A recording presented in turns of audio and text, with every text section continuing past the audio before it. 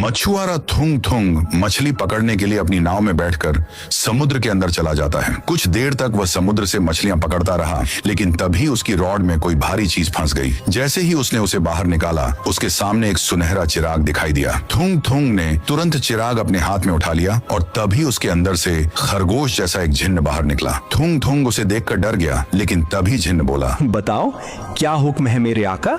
मैं तुम्हारी 3 इच्छाएं पूरी करूंगा, लेकिन उसके बदले तुम्हें अपनी सबसे कीमती चीज खोनी पड़ेगी। थुंग थुंग कुछ देर तक सोचता है और फिर बोला, मेरे पास खोने के लिए क्या ही है, मैं हाँ बोल देता हूँ। फिर वह बोला, अगर ऐसी बात है तो मेरी नाव पर ढेर सारी मछलियाँ रख दो, जिन्हें बेचकर मैं कुछ पैसे कमा लूं। देखते ही देखते उसकी नाव पर ढेर सारी मछलियां आ गईं। वह तुरंत उन मछलियों को बाजार ले गया और मोटे पैसों में बेच दिया। पैसे लेकर जब वह घर पहुंचा, तभी उसकी पत्नी उसके पास आई और रोते हुए बोली, छुटकी गायब हो गई है, आप प्लीज उसे कहीं से ढूंढ कर लाओ। थुंग थुंग को जिन्न की बात याद आ गई। वह बोला, नहीं, ऐसा नहीं हो सकता। फिर वह छुटकी को ढूंढने के लिए पूरे गांव में निकल पड़ा। काफी देर तक ढूंढने के बाद उसे एक झाड़ी में किसी इंसान का पैर दिखाई दिया। जैसे ही वह उसके पास गया, उसकी आंखें फटी की फटी रह गईं। सामने उसकी बेटी की लाश पड़ी थी। वह दौड़ते हुए अपनी पत्नी के पास गया और बोला, हमारी बेटी को जहरीले सांप ने काट लिया और उसकी मौत हो गई। इतना सुनते ही उसकी पत्नी का दिल टूट गया और वह फूट फूट कर रोने लगी।